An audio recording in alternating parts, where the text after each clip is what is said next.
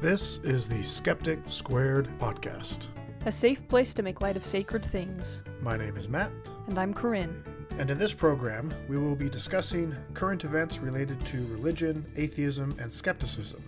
Our goal is not to insult believers, Although that will probably happen from time to time. but rather to share our point of view on these topics in a way which will benefit and entertain others. Or maybe we just want to stroke our own egos. You decide.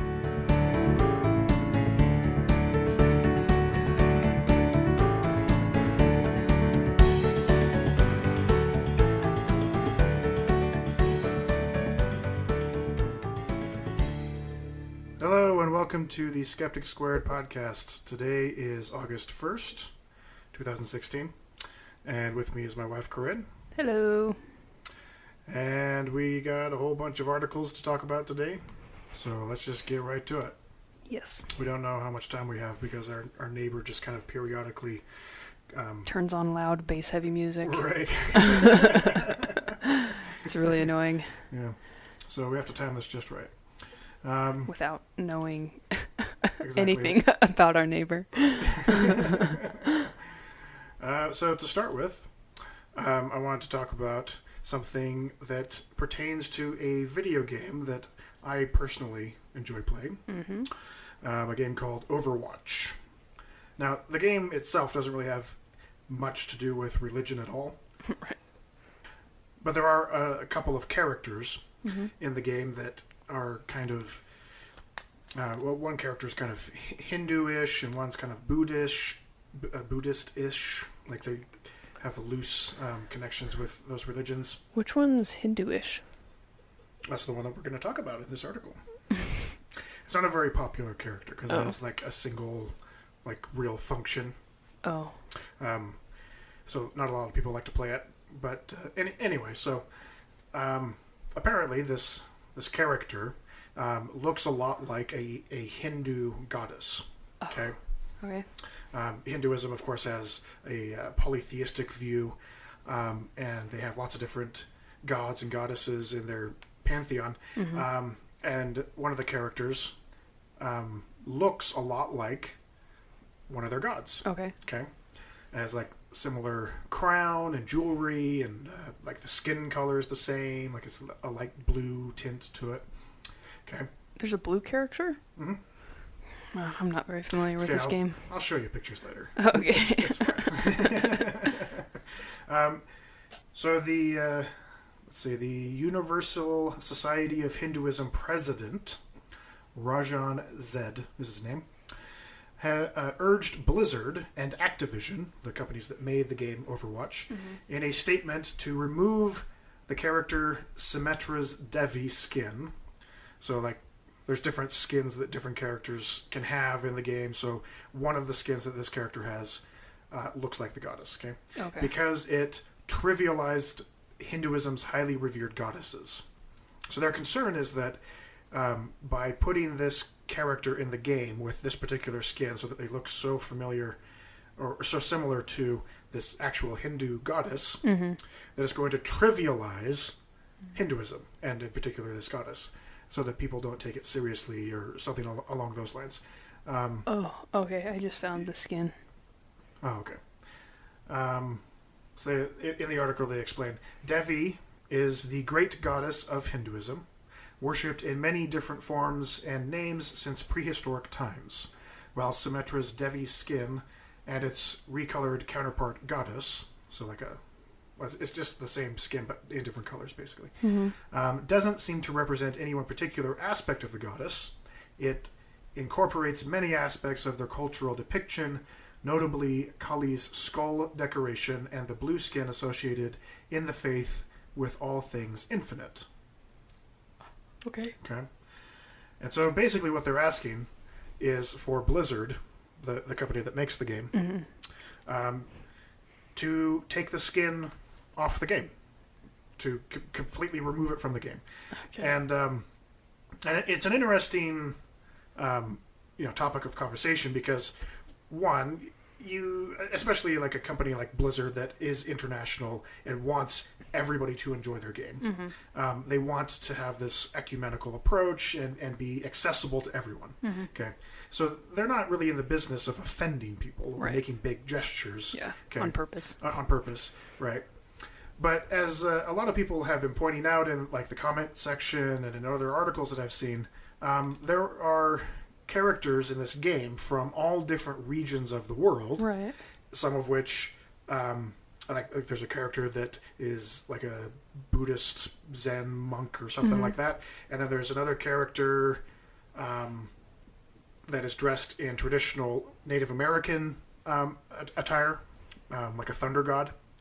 And then there's there's a few other ones. So so it's like, why are we singling out this particular one? Why is this one offensive? Because it's trying to include aspects of lots of different cultures. Because this one's a divinity.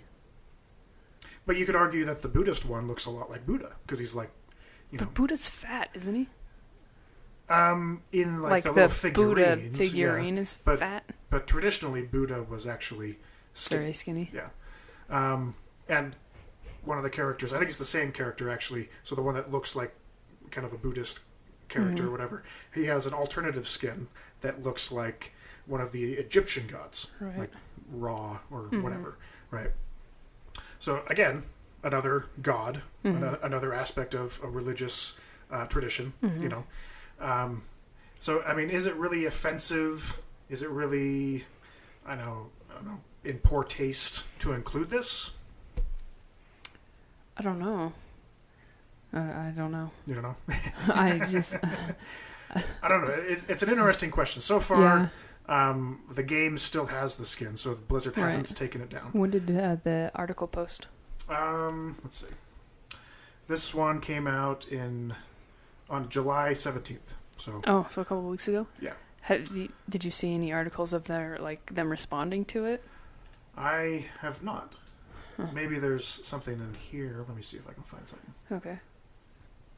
With the Egyptian god one, do Egyptians still worship these gods though, or have they moved away from that? Because aren't they more? Oh my gosh, I'm totally blanking. I feel like they don't. I feel like it's a dead religion, and that's why it's not being brought up. So I think Hindus still worship these gods, right? Yeah. For the most part. Right.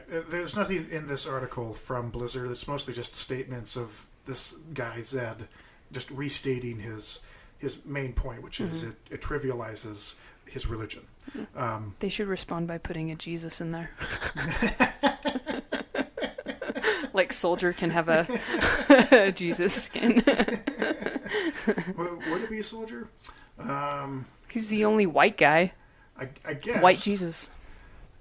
I don't know. There's a black character in there that might be kind of funny. That might be funny, yeah. Black Jesus. Which is especially funny because that particular character is a Reaper that is kind of sort of a bad guy. And he gains life by consuming the souls of other players. It could be Junkrat. Junkrat would be kind of fun. Just because he's kind of a diabolical character. Yeah, he's one of my favorites. It's very. It just I don't know. It just reminds me of Mad Max, the movie. Yeah, you know, totally. Like that kind of style. It's kind of crazy. It's one of the. What are they called? The Lost Boys or whatever?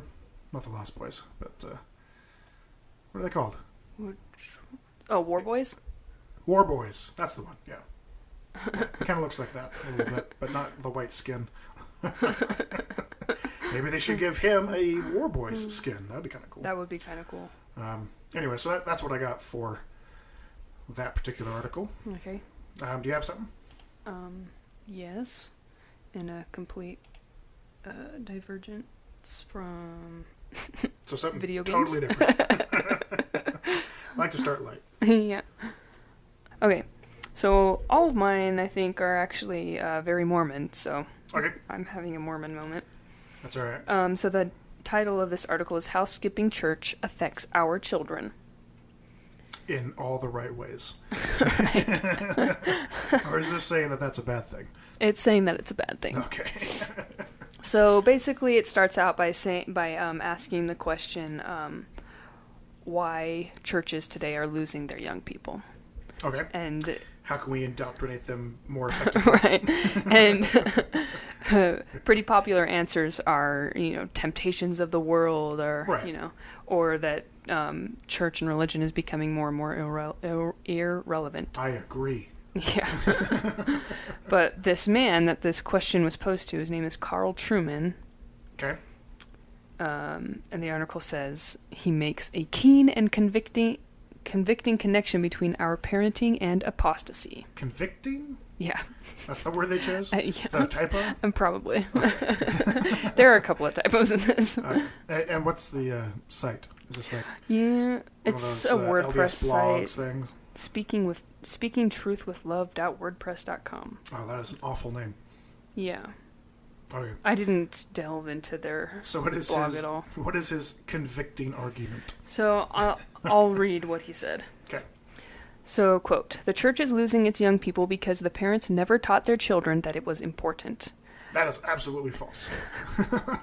I think that applies across the board. It applies to family worship, and it also applies to whether you are in church every Sunday and what priority you demonstrate to your children church has on a Sunday. If the sun shines out and their friends are going to the beach, do you decide to skip church and go to the beach? In which case, you send signals to your children that it is not important. Unquote.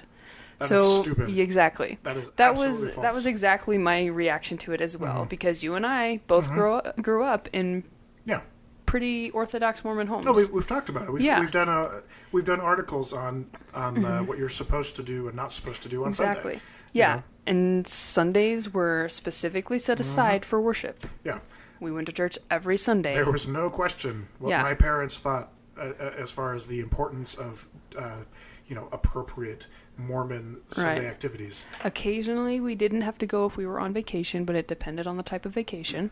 If it was, with other family, then we usually went. We would plan our vacations around being able to go to church. Yeah, that's where our families differ. Yours was a little more strict, but yeah. Yeah. I mean, for a while, my dad would even, when we went camping over a Sunday, would do the sacrament. But I think something came down from, high up in the church that wasn't appropriate anymore. So he stopped. It's just silly. It's such an arbitrary thing. Yeah, because so many, people that leave religion spent hours and days, Everybody knows the importance of the Sabbath. Exactly. Especially in Mormon church. They drive that home hard. Yeah, the Sabbath day is a holy day. They have a primary song about that. You're not supposed to wear regular clothes. You're supposed to stay in your Sunday attire. Yeah. You don't watch TV. You can't read anything that's not church approved. Depending on your parents. Depending on my parents, yeah. Yeah. We could pretty much only watch church videos and homemade videos that we did ourselves, or Yeah. Which, I mean, looking back on it, there was an inadvertent benefit to that, where I have some pretty clear memories of my childhood, very early memories, and a lot of that has to do with the fact that on Sundays all we could do was flip through photo albums and watch home videos. It's oh yeah, just reinforcing the memories. Exactly. Yeah, absolutely. Yeah. So yeah, because of stuff like that I think is why I can actually remember parts of my second birthday. Yeah, that makes sense. Anyway, so that's it for that article. I mean, that's basically all the article has to say. It just goes on and on about extracurricular activities and prioritizing what you do on Sundays. Mm-hmm. But it was mostly just that first quote that I wanted to read because it is kind of infuriating. And I feel like demeaning. It's demeaning, and I feel like that's another, it just... That trivializes my worldview. Well, and I think it harms the parents that have children that leave the church, too, because they start thinking, I didn't prioritize Sundays well enough. Well, that's a good point. It's that's where my mind went, to our parents. What is your mom going to think if she read something like that, knowing that you and your sister left the church? That's exactly where my mom's mind did go. Exactly. Actually. Yeah. But then, reading it in another article, it just continues to reinforce that damaging idea that it's your fault. You didn't try hard enough, and that's why your children are straying from the path. It's like, who cares if you go to the beach one day? Or every day. You have 2 days for a weekend. Yeah. Second Saturday's great. Yeah.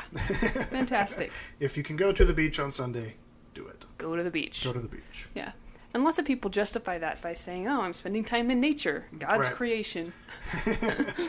Which is just silly. But it is silly, but if that's what you need to get out of church, then go for it for a while. Yeah. For a true believing Mormon, that's a pretty silly argument. I could see... It depends on where you're at. You think so? Mm-hmm. The beach is probably harder, but like mountains and stuff, because they like to...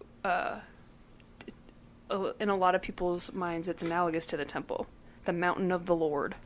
Yeah, that's the very Utah thing to do. Go out in the mountains. But, I mean...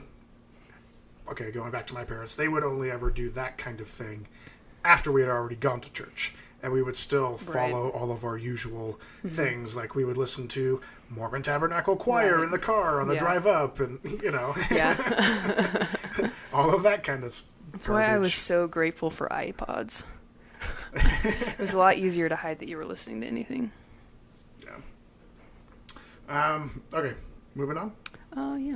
Okay. Oh, well, real quick side note, I do think that my parents have gotten a lot more lax in their Sunday observance, as is evidenced by my brother Christopher. Every time we're at my parents' house or whatever, he's always like in his room or on his phone, like just like watching stuff on his phone, like in plain view of my parents, and they don't say anything. Like I wouldn't have been able to get away with that when I was his age. That's interesting. Yeah. My mom claims that she's a lot more lax, but with who? Taylor's not at home anymore. With Taylor when he was growing up. Oh. Because he was a lot younger. He was 4 years younger than the one sibling above him. Oh, yeah. So, in a few ways, he was kind of an only child. Especially since, my home ward in Seattle was becoming a lot more just older. Like, there were not as many young families, and so there weren't very many people for Taylor to just associate with within the Mormon culture. And because my mom is very much trepidatious about her kids mingling with non-Mormons, which is one of the reasons she wants to live in Utah. She didn't really encourage him to have non-Mormon friends, and so he didn't. And he's a little bit reclusive. He's kind of like me in that way. And so he just didn't have very many friends as a teenager. Like he had like one good friend that went to church with him, and that was about it. Like there just wasn't anybody else for him to hang out with that was his age, because he wouldn't hang out with anybody that wasn't Mormon. Anyway, so keeping in the Mormon theme. Okay. This is an article that came out a couple of weeks ago, July 12th. Okay. And has been bandied about a bit on ex-Mormon circles, where in the church news and Deseret news, one of the Mormon higher-ups, Dallin H. Oaks, Dallin H. Oaks, those stupid middle letters. I know. He actually did something that people in the higher echelons of the church don't normally do. He talked about the actual church's finances, which are not public. They're one of the only major churches in the U.S. that doesn't make their finances public, which is a criticism that lots of people bring up, but true believing Mormons don't really care, because they have all the faith in the world. Yeah, they think they know where it's going. Yeah, and they have all the faith in the world that the church is doing the best thing that could possibly be done with the money. Like, there's no chance that they would be doing something bad or questionable or not the best thing. And so what he did, Mr. Oaks, was he actually put a number on how much money the church spends on welfare and humanitarian aid. Oh, they combined them. Yes. So I'll just read the first paragraph, since it kind of explains it. In a lecture given last month at the University of Oxford, Elder Dallin H. Oakes of the Quorum of the 12 Apostles said that each year the Church of Jesus Christ of Latter-day Saints spends about $40 million on welfare, humanitarian, and other LDS church-sponsored projects around the world and has done so for more than 30 years. Okay? Okay. They go on. That would account for approximately $1.2 billion on welfare and humanitarian efforts over the past 30 years. Elder Oakes also said that in the last year alone, Mormon volunteers have devoted 25 million hours of labor. Does that include missionaries? Probably. Because that's... A bit self-serving. Yeah. Yeah. That's one of the big criticisms that people have of churches in general when they talk about the difference between charitable donations of believers and non-believers. They say that believers contribute more, but they only contribute more in that they give money to churches. Right. You know, which is essentially giving money to themselves because they participate in those churches and those services. Mm-hmm. So in terms of true charitable donations to real charities that are not self-serving, okay, that actually do charitable work for other people, mm-hmm. They're about the same, religious people and non-religious people. Right. Which is exactly what you'd expect. But one of the things that a lot of people have been criticizing the church for is that, well, this came up when the City Creek Mall was announced and how much money that they were going to be spending to build that stupid thing. Yeah. Which was, $1.8 billion for that, the whole project. Mm-hmm. And one of the things that people criticized was that at that time, the best estimate was, I think it was something like 25 million or 125 million. There's 25 in there. For total charitable contributions for like 25 years, something along those lines. Okay, so like the same time period that Elder Oakes is talking about. Mm-hmm. Okay, and he's saying that it was significantly more than that, $1.2 billion in charitable and humanitarian projects. Okay, but that's still less, significantly less, than how much they spent on City Creek. Right. It still falls into the 2% of like their total tithing income, right? So the same people who were projecting the amount of money that the church was doing in humanitarian efforts during that time period also projected that the church was bringing in between, was it $6 and $8 billion in tithing every year. Yeah. Okay. Oh my gosh, that's so much money. So much money. Which the church responded by saying that's just a ridiculously high number, like it's significantly less than that. Right. Okay, let's what say, does that say about your membership then? Right. But let's say it's half. Okay, let's say it's $3 to $4 billion a year. Okay, it's still a fraction. $40 million a year out of $3 billion brought in. You're talking, pennies on the dollar, and the church has 15 million or so people worldwide on the records, okay? About half of which actually go to church with any regularity. Probably about half of those actually pay tithing. Regularly. So you're looking at, what is it? Just a couple million people actually contributing to the tithing funds of the church, okay?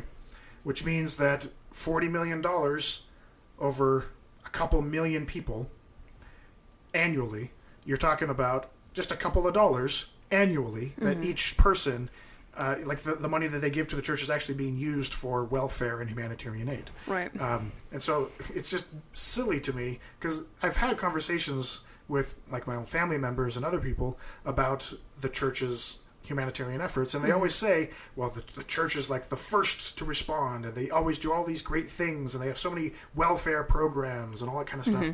It's like, but it pales in comparison to how much money the church spends on City Creek and Temple Square and all of the temples around the world that cost tens of millions of dollars each. The 2% of land they owned in Florida. Yeah, they own 2% of the land in Florida. Yeah. They have more farms than any other organization in America. Yeah. Like they're the largest landowner, one of the largest landowners in the United States. You know, so I don't know. It just kind of betrays the interests of the church. Right. It exposes them. Yeah. Because it's not the the end is near kind of stuff that they put out as like their main message, like get ready for Jesus to come back again. You know, you need to get all your ducks in a row.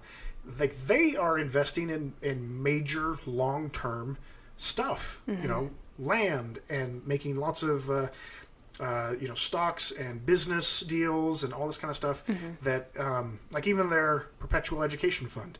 We talked about that. We talked about that, and there's a really good episode of Infants on Thrones, I think it was, wasn't it? Where they talk about the perpetual education fund, and one of the big criticisms was there were two ways to do a fund like that. One, which would help a ton of people in the short term, and not quite as many people after like 25, 30 years. And then there's the other one that would help a lot more people in 20 to 30 years, but not very many people right here and now. And the church went with the second one. They went with the one that would help more people in 30 years, not the one that would help people now. Right. You know, it's like they're not they're not as they seem. You know, right. If they were really about getting ready for the end times, they would try to help as many people now as they possibly could. Right. But that's not what they're doing. No. You know. Anyway. I have a random question. Okay. I mean, it's still pertinent to this. Okay, so I feel like if you posed this question to Mormons, like showed that they could be spending more money on humanitarian efforts and less on like building temples and stuff, they would respond by saying that temple work, because temple work is more important and it's helping those that have already died be brought into the church. Do you think they count that as like service? For stuff like this? Well, maybe not probably not for stuff like this, but just in general. Do you think they think of that as service? In their minds, they probably would. But, okay. You think that's how they justify it? Well, okay, so this is what popped in my head when you were asking the question. A lot of people talk about how they build the temples to withstand hurricanes and all these floods and stuff, because it's getting ready for the millennium and the second coming, and it's supposed to be this big apocalyptic event and whatever, and the temples are supposed to be able to withstand all of that stuff. Right. Okay, so the question is, why can't they just build them after? And why do they have to be so frickin' expensive now? After the apocalypse? Yeah. Like in the 1,000 years of peace? Yeah. That is an excellent question, actually. Like, why do they have to be able to withstand the apocalypse? There's going to be 1,000 years of peace with Jesus living on the earth, telling everybody to be good and all that kind of thing, right? When they could why can't they build them then? temples. Like, we are investing so much time and money and resources into these temples now so that they can withstand an event that's supposed to obliterate most of mankind. Right. When do the resurrections happen? Is it after the 1,000 years or is it before the 1,000 years? The first resurrection is supposed to happen at the beginning of the 1,000 years, I think, and kind of extend through all of it, because they're supposed to come down and help with the temple work. Right. Help connect the dots that, Ancestry.com can't quite put together, getting this all the way back to Adam and Eve. Yeah.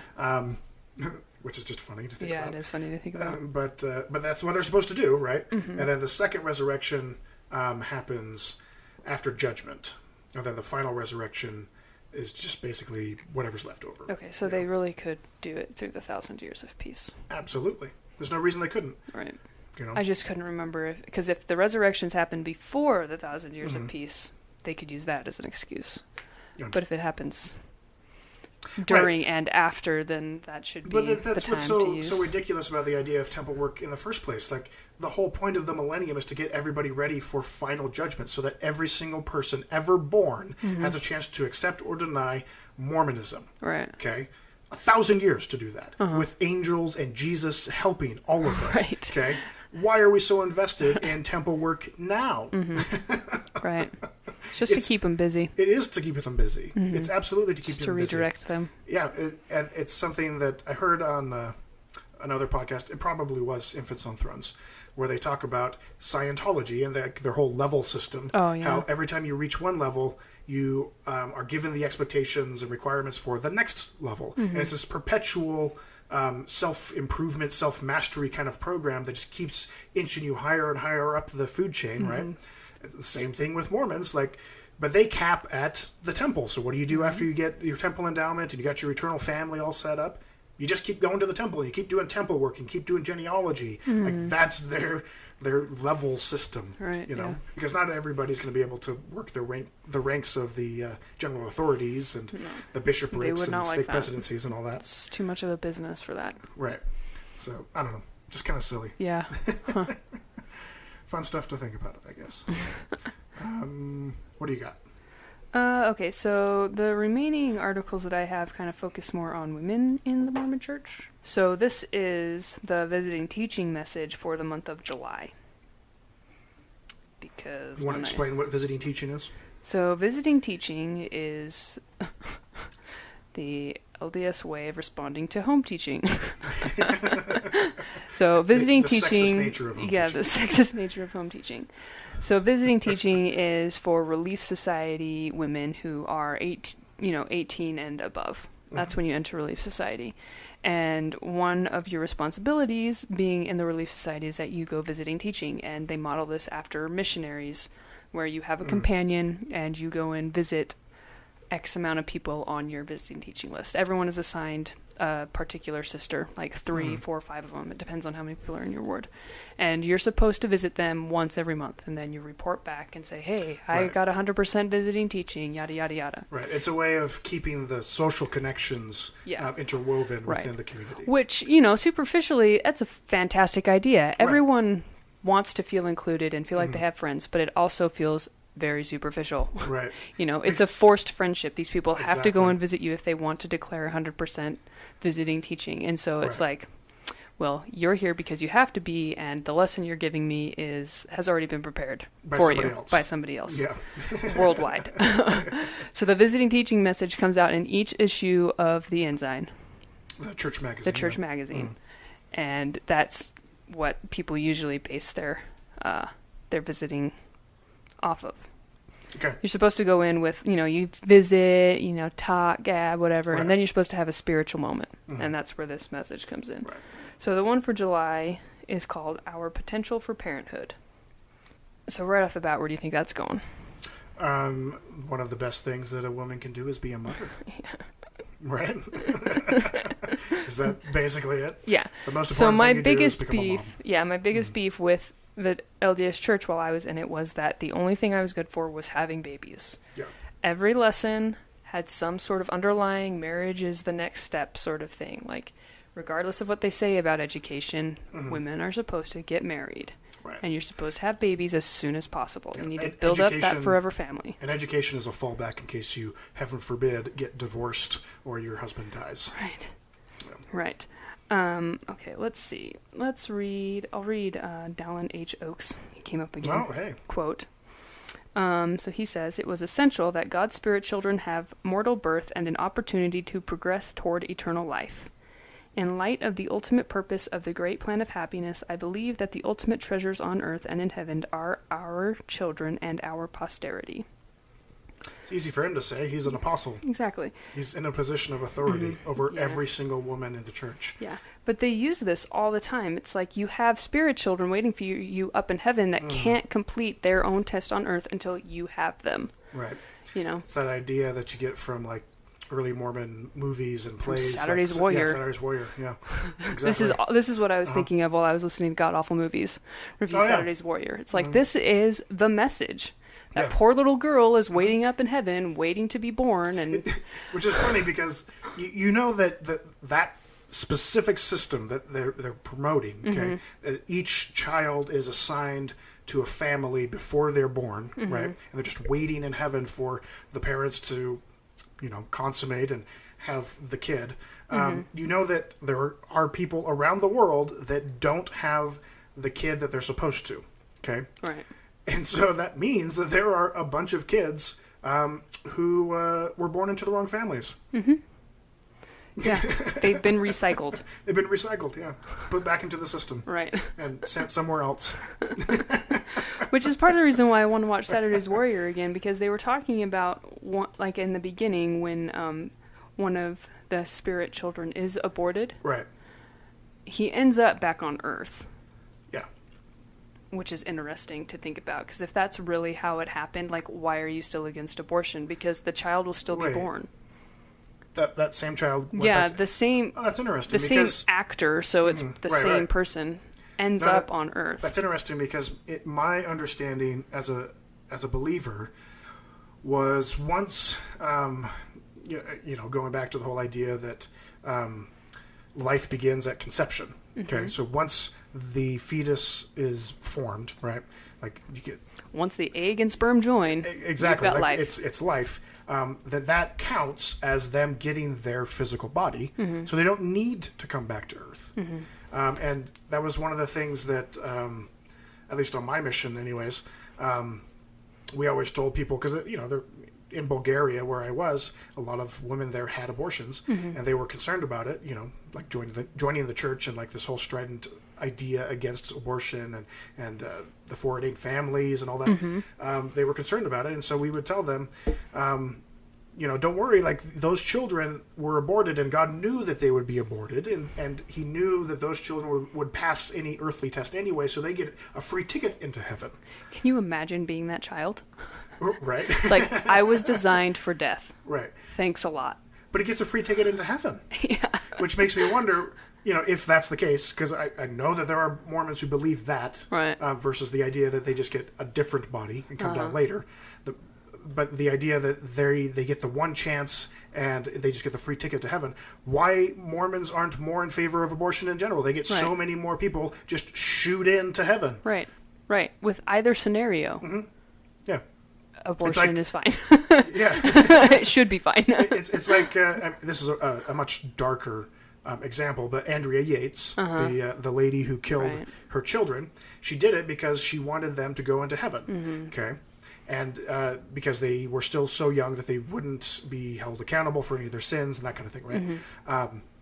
Which is a very Mormon idea, I thought, even though she isn't Mormon. Yeah. It's the whole age of accountability. Right. But according to the theology, those children made it into heaven. Mm-hmm. She guaranteed their salvation by killing them before they would reach the age of accountability. Mm-hmm. And according to her theology, she was successful. Right. Same idea with abortion.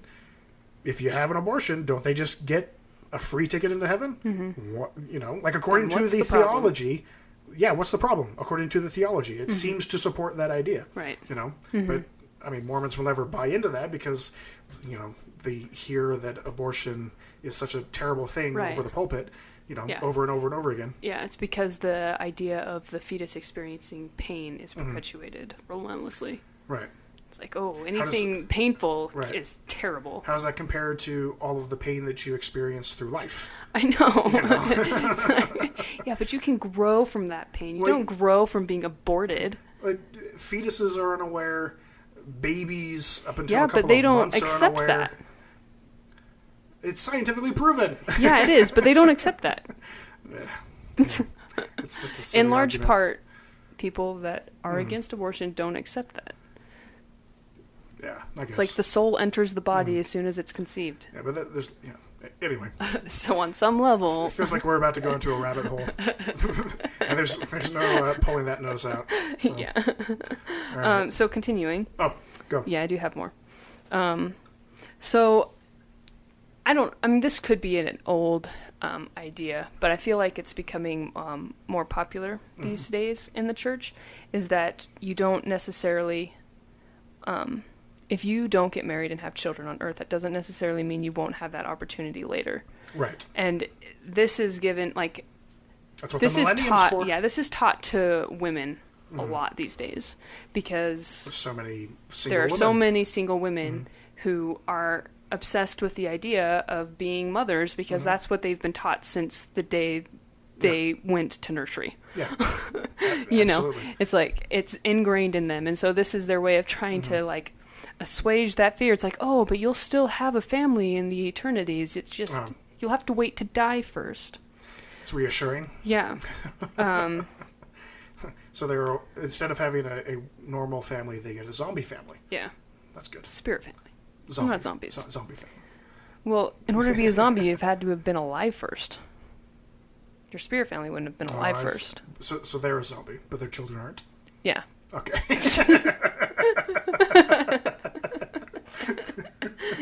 It makes total sense. Don't worry, this isn't necessary for your salvation. Right. Okay, I want to read this last part. It's under living stories. So they usually have, Mormons love real life, quote unquote, stories to help support their arguments or opinions or whatever. Anecdotes are fantastic evidence. Yeah. It's all feelings based, and that's what they go for. Mm-hmm. Okay, so it says, many voices in the world today marginalize the importance of having children or suggest delaying or limiting children in a family, said Elder Anderson. My daughters recently referred me to a blog written by a Christian mother, not of our faith, with 5 children. She commented, growing up in this culture, it is very hard to get a biblical perspective on motherhood. Children rank way below college, below world travel for sure, below the ability to go out at night at your leisure, below honing your body at the gym, below any job you may have or hope to get. She then adds, motherhood is not a hobby, it is a calling. You do not collect children because you find them cuter than stamps. It is not something to do if you can squeeze the time in. It is what God gave you time for. So children are the best hobby. Children are the best hobby.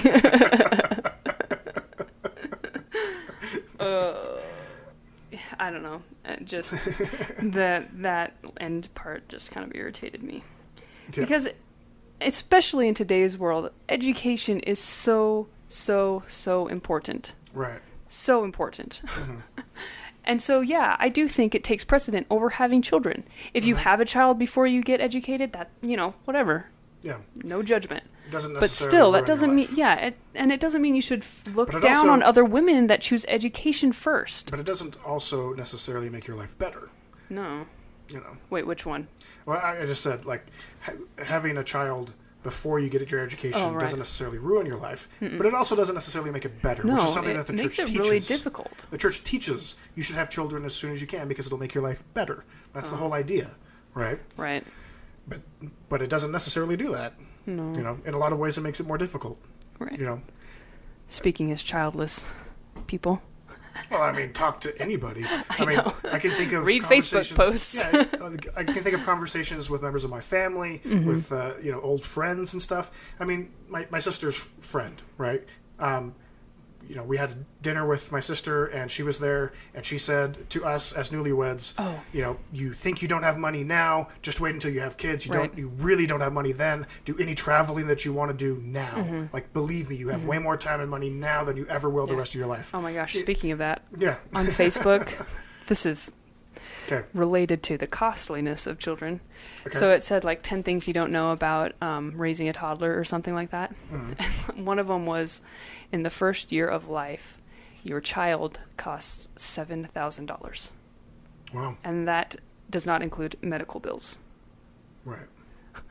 I was like, holy crap. Just in terms of food and diapers and clothes. Yeah. And, wow. Yeah. So there's a little tidbit of information for you. Great. Yeah. Save your pennies. Yep. So I'm done with that one now. We can move on. So I guess in keeping with the theme of killing innocent babies, a couple of things. One, this article came out July 19th. Federal Appeals Court grants Planned Parenthood's restraining order against Utah. Yay! Which I thought was just fantastic. Yeah. Let's see. Back last summer, when that big scary video about Planned Parenthood selling baby parts came... Multiple videos. Came out, and the huge smear campaign came out.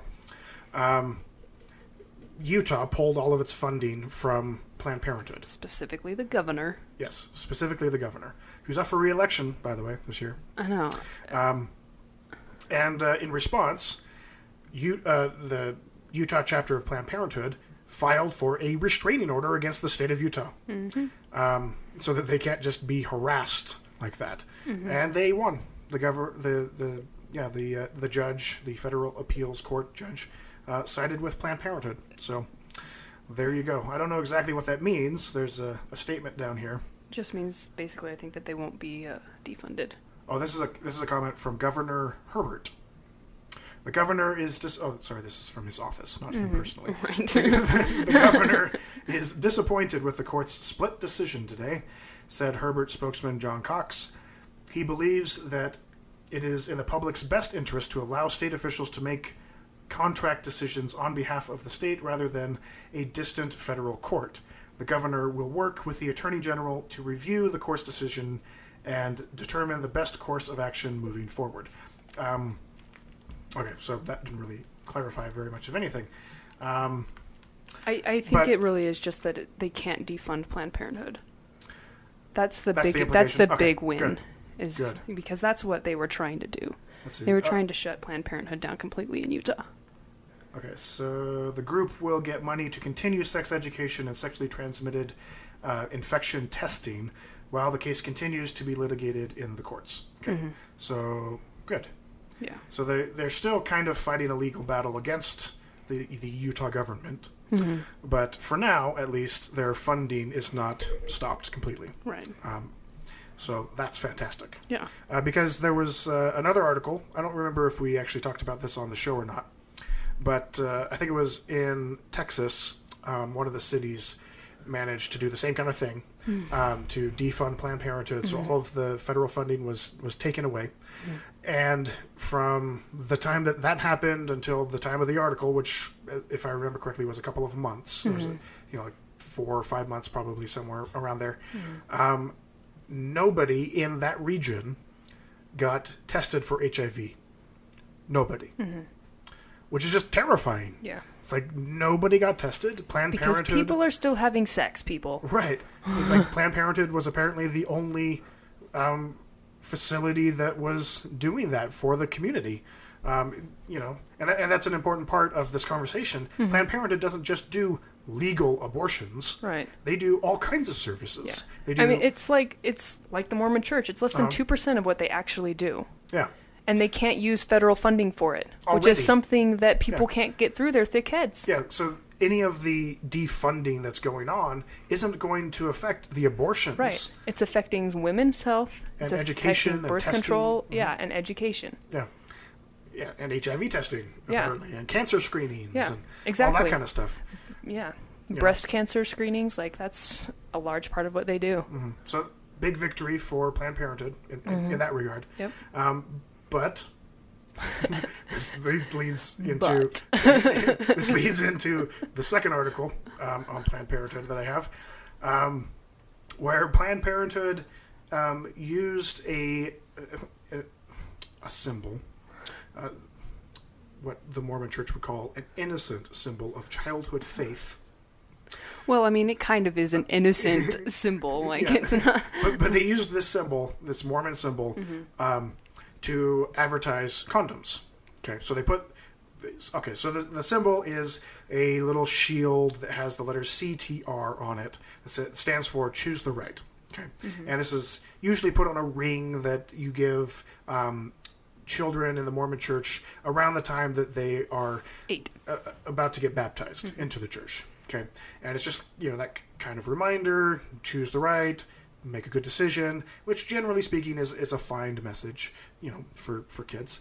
But it's funny, like reading this article from Deseret News, which is a Mormon publication, the way that they frame this whole argument. So here's what the top of this article says.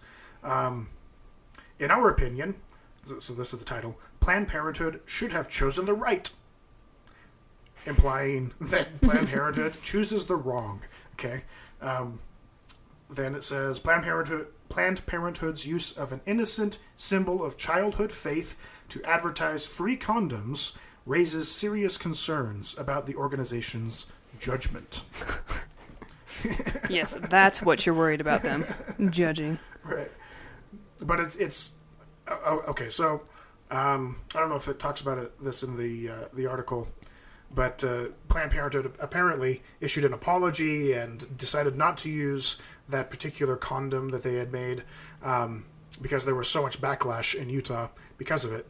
And there was the apology that you read at your grandpa's house yesterday, right? But I don't know. It's just funny because they're so worried about Planned Parenthood attracting children. Yeah. Okay. God forbid, right? Right. But what they're really, the Mormon Church is really upset about, I think, is that the Planned Parenthood organization is indoctrinating the kids using the same symbol or same tactic that the church is using to indoctrinate the kids. Maybe indoctrination is a strong term in regards to Planned Parenthood, since they're not actually teaching the kids; they're just using the symbol on a condom, right? For advertising purposes. I don't know. It's just kind of funny. Like this backlash is all just a knee-jerk reaction to Planned Parenthood because, again, of the abortion issue. Yeah, they're looking for anything to bring them down. They'll glean onto anything. Yeah, and your grandpa's reaction was the perfect Mormon reaction. Yeah, it's kind of surprising. You think so? That he was so passionate about it. Yeah. I don't know. Well, you know him better than I do, but... Yeah, and I still don't know him very well. Well, I think in his old age, he's getting more passionate about things because he spends so much time by himself. Okay. But, like, he just got super vehement about the whole issue. And he brought it up in the weirdest way. Like, just completely random. It's like he had planned it. He, like, just was walking around the kitchen, picked up the newspaper article, and just started talking to my dad about condoms and what Planned Parenthood had done. And I was just like, what? In the middle of a conversation. In the middle of another conversation that was going on at the dinner table. Pokemon Go, I think is what we were talking about. That might have been the time that we were talking about that, yeah. It's like, did you see Planned Parenthood and their condoms? Yeah. And my dad was just like, what? The condom thing. And I'm thinking in my head, oh my gosh, Grandpa, this is not the time to be talking about condoms but he was with so my persistent parents. Because your mom changed the subject, okay, and got us talking about something else, and he wouldn't let it go. No. He brought out the newspaper and threw it on the table and expected everybody to read it and be just as outraged as he was. Right. Which, I mean, it led to us having an interesting conversation on the ride home. Right. Yeah, there was no interesting conversation that took place there, which, again, is kind of surprising, too, because I know my mom especially is against Planned Parenthood. So this is something that for all the obvious reasons. And so if she wants her children to be against Planned Parenthood, too, you would think that she would kind of, grab the reins and talk about it, too. Which is kind of surprising to me that she doesn't sometimes. I think part of that is because it's my grandpa bringing it up.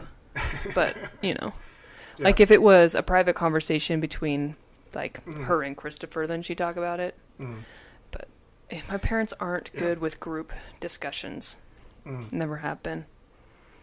Well, I don't know. I'm just thinking about the way that your grandpa talked about it. Because he was trying to paint the picture that Planned Parenthood is like this high and mighty elitist kind of group that is looking down their nose at all the poor, ignorant, redneck Mormons in Utah, and targeting the progressives, targeting the progressive, sophisticated Utahns, with their that was the phrase that he used. But you read the actual apology, the article that he gave you, and it didn't use that phrase at all. It was just targeting progressive Mormons or progressive Utahns, right? That's all it said. Yeah. But in his mind, like, he's just so against Planned Parenthood and everything they stand for, and the whole abortion issue, that even though it said we're targeting progressive Utahns, he takes that as we're targeting progressive, sophisticated Mormons and Utahns, and like trying to paint it in this way that makes Planned Parenthood look so high and mighty and pompous, because they'll do anything to villainize, the other side. Right. Which, if that was the case, they wouldn't have recalled all their CTR condoms that they'd spent a lot of money making. Right.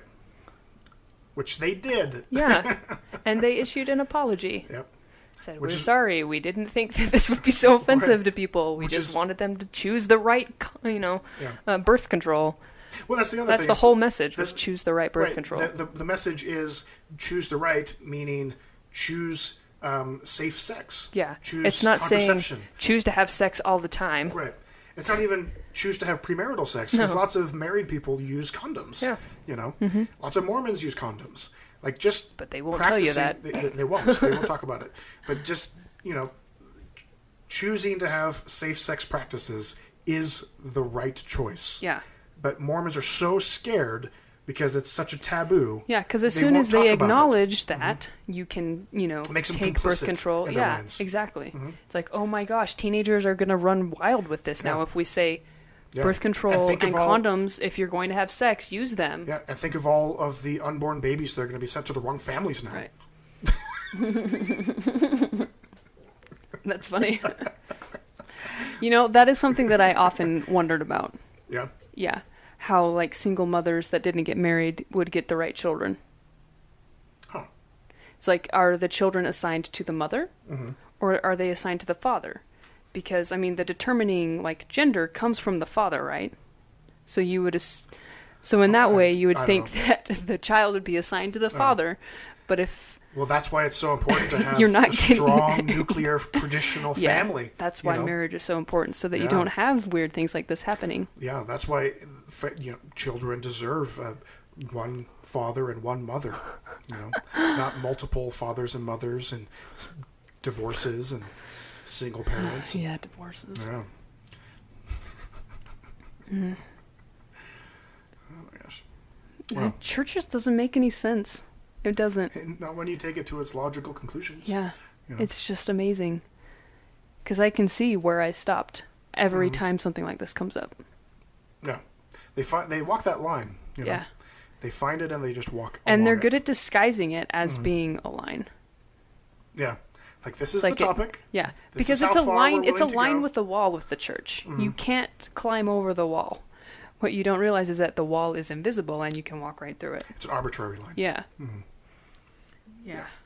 It's just nonsensical. It's okay to use condoms, kids. Yep. They're not big and scary things. Safe sex. Yes. Become educated. Yeah. Well, I like Stephen Fry's explanation of contraception. In that one debate with him and Christopher Hitchens against the two Catholic people, right? Which is on YouTube. Great debate. Yeah. But he talks about the whole debacle with Africa and AIDS and the Catholic Church making the whole thing worse by saying that using a condom will actually make it more likely that you will get AIDS, right? Something that Pope Benedict said in an airplane once. Anyways, he talks about the ABCs of safe sex practices: abstinence, be loyal to your spouse, and then proper condom use. Great advice. Yeah, because abstinence is still first. Yes. And they acknowledge that abstinence is the best way. Yeah, it's a great way of doing it, but it's not the only way. Yeah, and you can't limit people. It's a religious imposition. It's putting your religious beliefs onto another person and telling them that you have the moral high ground because it's your religious belief, and that is morally wrong. I think, it's the same argument with religious people trying to impose their traditional family on gay people. They're not of your group. They do not fit in that mold. You cannot make them do that. Right. And it's wrong to do so because all you have is your religious belief backing that up. Like, there's lots of different ways to have a family. There's lots of different ways to have safe sex. And villainizing one avenue of those two things in order to prefer your religiously based, preference, it's wrong. Yep. Agreed. Yeah. What? I think in my grandpa's younger days, he would have been all for condom use. Yeah. If someone told him it was okay. And that's the battle. I think he would not have married my grandmother so early. Perhaps not at all. Yeah, and that's the battle. It's educating people in their youth. Yep. Education versus indoctrination. Yep. There's a difference. I mean, granted, he grew up in the 50s, so, that tells you a lot. Yeah. But, yeah. Okay. Oh, is it my turn now? Do you have more? Yeah. Go for it. Do you have more? I think we'll do yours as the last one. Oh, okay. The other ones that I have are not really tied to anything we've been talking about, so... Then I want to kind of combine these then. If my phone will cooperate. My phone has started, like, freezing when I try to scroll through something, and I have to wait, like, 15 seconds before it responds. Okay. So... These are all from the same, website, Flunking Sainthood. And I believe... Flunking Sainthood. Flunking Sainthood. And I believe they're up by all the same author, too. Okay. Jenna Reese or something? Yeah. I'm not entirely sure if I pronounced that correctly. Reese or Rice or something. Right. So, one is called Who is Leaving the LDS Church? One is called Mormon Women Fear Eternal Polygamy. And one is called Are Single Mormon Women Screwed? And they all kind of tie in together. So maybe I'll start with the eternal polygamy one. Okay. I don't know. Okay, so anyways, polygamy. Mm-hmm. If you know anything about the Mormon Church, you know that polygamy was very much fundamental in the beginning of the Mormon Church. Yes. But it is no longer taught as being necessary or practiced. Yes. Unless you're an apostle. There is still eternal polygamy. That's what celestial marriage is. Right. So anytime a man gets married and gets divorced, or gets married and is sealed to his wife, and that wife, either they get divorced or she dies or something, and he remarries, he can be sealed to another woman while still being sealed to the first woman. Which means they'll be married in heaven. Which means that they'll be married in heaven. Yes. Which for a lot of women is terrifying for them. Right. Because if you just read anything about polygamy, and women are terrorized in this. Like, it is not a good situation for women because they are constantly pitted against each other trying to win the affection of their husband. And you live in terror of not being good enough for this person. Right. And so a lot of LDS women, apparently, that fear this eternal polygamy, end up holding a part of themselves back because they're worried that, like, it's almost like holding it in reserve for the afterlife. Does that make sense? Right. It's like they're worried that they're not going to be good enough and that he's going to get married. And one woman, apparently, that this lady interviewed became a hypochondriac because she was so afraid of dying and her husband remarrying and being stuck with someone else in the family. So it's a real fear. Yeah.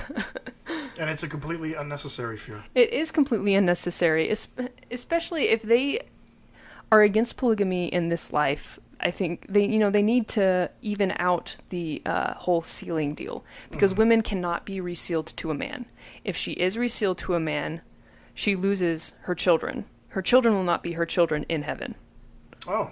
That seal is broken between the man, but the children are still sealed to the father. That's who they're sealed to. Interesting. They're not sealed to the mother. I don't think I've ever heard that before. Yeah. Yeah, it's like this triangle. The line does not connect to the mother. Yeah. The line only connects to the father in both cases. So if a woman requests the seal to be broken, she loses her eternal children. Which is interesting because that's one of the ways that they hook people in polygamy in their polygamous compounds down in southern Utah. You know, women don't want to leave the polygamous compound because if they do, they have to give up their children. Right. And they usually have a lot of them. Yeah. You know? Yeah. Lots of children. They are supposed to have a child every year. They're supposed to be constantly pregnant. Yeah. It's like the Quiverful movement. Yeah. The Duggars and all that. Yeah. Pregnant and barefoot. Ugh. Gross. Not the whole pregnant and barefoot thing. It's just the idea of perpetual pregnancy. And these women have no choice. Not really. Not a real choice. No, not a real choice. Not in these fundamental groups. They don't have a choice. Yeah, it's like that one quote from Brigham Young where he basically challenges all of his polygamist wives to leave. Like, if you're not happy in polygamy, over the pulpit. Leave. Over the pulpit, yeah. He just says, you can just leave, But where are they supposed to go? Like, a woman in the 1850s can't just... In Utah. Just leave. Yeah, in a Utah territory. A new life. Yeah. It'd be one thing if they were still surrounded by family back east. Yeah. But they're not here. Yeah. I mean, that's one of the greatest things that the feminist movement has actually done for humanity is making it so that women can actually leave a marriage that they don't want to be in, making it more making divorce more accessible Yep. and more of a viable option, rather than making it so that women are just stuck in these abusive relationships, or Yep. uneven relationships. Yeah, it's very uneven. Yeah. Okay, so moving on to the next one. This is who is leaving the Mormon Church. Okay, everybody. And, right. If ever there was a bandwagon to hop on. Right. I'm just gonna, I think, read the bullet points of who's leaving. So, people that tend to leave more are people that are single. Okay. Because there's no place for single people in the Mormon Church. Right. Except to just get them married. Right, which we'll get to a little bit. Being male, so men are more likely to leave than women. Interesting, because I have another article from the same person who says that they're not. Right. She goes on to say that it's particularly prevalent in Utah, so maybe across the board it's not. But in that other article, because I read that one too, I think it's more like it's even. Women and men are just as likely. Like men are 23% more likely, women are 22% likely to. Yep, you nailed it. Yeah. That's one of the articles that I kind of wanted to, but didn't end up getting to today. Well, that's why I was saving this one too, because if you were going to talk about that, I figured we could talk about them at the same time. Okay. So I guess we're talking about it. Okay. Do you have something to add to the being male, being single, and... So the article that she has, so this is based on a survey that she conducted, and it says, doubting occurs almost equally between women and men. But that's doubting. It's not leaving the church. Yeah, it's not leaving the church. And then it says, it's older Mormons, not younger ones, who doubt at higher levels. Again, doubting, not leaving. Right. But she also gives reasons why that could be possible, like why that could be the reason as well. Because older people are more likely to have already, been in the church, and younger people, have a tendency to not associate with religion really early on. Yeah. They already have a foot out the door. Yep. Is, I think, how she put it in a lot of those. Okay, next one. The next one is being young. So you just covered that. Younger millennials, so people from 18 to 24, are even more likely to describe themselves as nuns than older millennials, which is 25 to 34. But in every succeeding generation of the U.S. population as a whole, there is less affiliation with organized religion. Let's see. Those are the three main ones that she talks about. Okay. I guess finishing the article that I have, the less educated have more doubts. I thought that one was really interesting. I think but it again, falls she into talks this, about... Yeah, sorry, go. I was going to say, there's two things that I can think of with this. One, educated people are really good at convincing themselves of things, like finding reasons to support stuff that they already believe, okay? Which is something that Michael Shermer from, was it Skeptic magazine? Yes. He talks about that in one of his books, like why smart people believe dumb things, or something along those lines is one of his books. They're just really good at coming up with rationalizations for the stupid things that they believe. Right. Just look at fairmormon.com or Farms or whatever, these Mormon apologetic groups that find ridiculous but very scholarly sounding reasons to believe in Mormonism and to dismiss any criticisms of Mormonism. The other thing that I thought of was, and I don't think they talk about this in her article, but of the vast majority of Mormons that have a higher education go through Mormon universities. So they're they're going to get an extended dose of indoctrination through adulthood, and that's a good point. Yeah. So I think that plays into it a bit too. Right. Another thing is Democrats are more likely to doubt than Republicans, but independents, and especially independents who lean Democratic, are the most likely of all to have doubts. Converts are more likely to doubt than those raised LDS, which I think makes a lot of sense, and is one of the reasons why I think the church has such a hard time getting people to stay in the church. Retention rates are just awful right now. Yeah, missionary work is focused on retention rather than baptism right now. Right. It doesn't really matter where you live, meaning that doubt is pretty much across the board. Mm-hmm. And people who make more than $100,000 a year are more likely to doubt. So, there you go. Yeah. Oh, and she, so her definition of doubting is based on their response to the question, some teachings are hard for me to believe. Uh-huh. So, yeah. How much or how strongly they agree with that statement. Right. Something she points out, I think in both of the articles, though, is that the sampling is skewed because these surveys are only going out to active Mormons. People that consider themselves to be Mormons. And she said one of the problems is that people that are still on like the church's rolls or like in their membership records are still technically Mormons, but they don't consider themselves to be Mormons because they no longer go.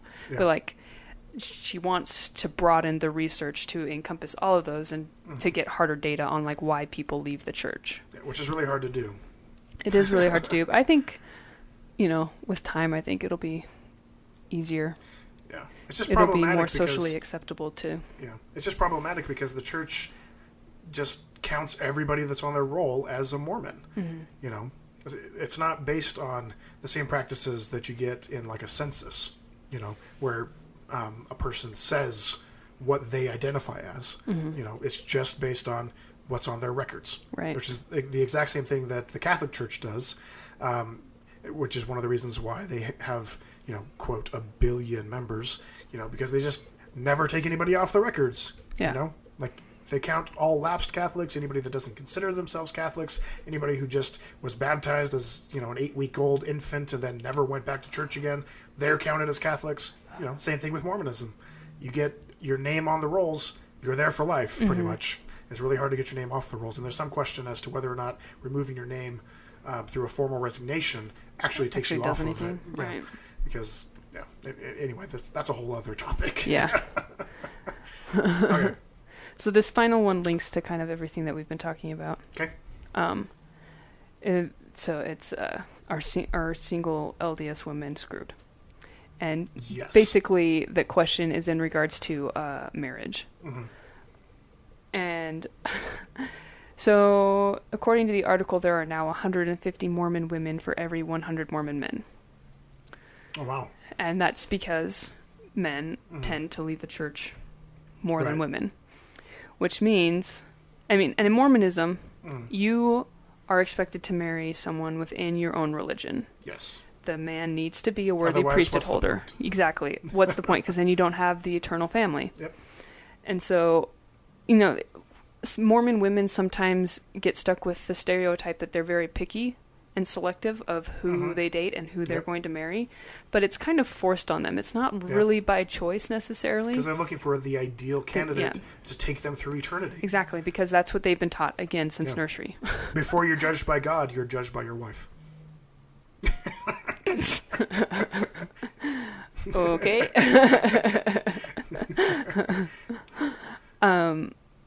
So they talked to a couple of single LDS women. So going back to the whole idea of if you don't have a family on earth, you can have an eternal family. Okay, so one of the women said that however well-intentioned that particular comment may be referring to, you can have children and a family in the eternities, it's just basically telling single Latter-day Saints that we have nothing for you here, you're better off dead.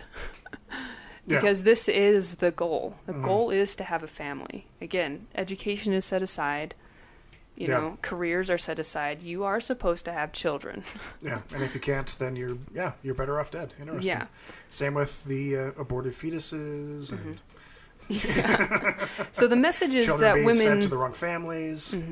Better off dead. Yeah. So the message is that women, especially single women, especially older single women, kind of are surrounded by, or that their lives don't really matter or really begin until they get married. Yeah. Everything like from going to school, from working, even your faith, it's all preparing you for motherhood. Yeah. So it doesn't matter what you accomplish. Yeah, nothing else matters. Nothing matters until you're a mom. Yep. And also another message is that their divinely ordained primary, even sole purpose for being on this earth is to bear and raise children. And that they shouldn't worry about finding a spouse now because they will be married in the afterlife. and that they're single because they're too selfish or picky. But you can't really blame them for that when there's 50% more women than... I can remember, dinner conversations with my family about that very thing. People being so picky that they just don't get married ever. Well, and I know I am guilty of that in regards to my sister Megan, that she is too picky. Or she's very selective. And in some cases, I think that's still stands. But at the same time, like, seeing the statistics on that, it kind of sheds new light on it, too. It's like she doesn't have a lot of options if she stays in Utah. Yeah. And then there's the added problem that Utah just has so many people to choose from. You know, it's like going to 31 flavors and not being able to make a decision of what ice cream you want. What do you mean by so many people to choose from? Like at BYU, there's this big problem of people just having so many fish in the sea that they can't actually pick one. Oh. You know. That's BYU, though. And that, I think, feeds into this idea of pickiness. Yeah. Like there's so many other options, you know. Like, I'm just going to go to the next one. And it's not just Mormons, okay? There was an article that I saw that talked about this phenomenon going on in New York City, having, this huge number of single adults and nobody ever getting married because there's so many people to choose from in New York City. Same kind of idea. BYU, so many Mormons to choose from. They're all eager to get married, but they're also very picky. Right. And they're also worried that they're not going to choose the right person. Yes. Like, the Mormon church has kind of moved away from the whole soulmate idea. But it is still kind of in... Yeah, it's still there. It's like you're still searching for the perfect mate. Yep. And everyone's worried that they're not going to find the right one. Yep. Because divorce is demonized. Yep. And it shouldn't be an option. Yep. As my mother told me, going into marrying you. It's reassuring. Yeah. Don't go into your marriage thinking that you can get out of it by a divorce. Don't go into a marriage thinking that you're stuck in it for eternity.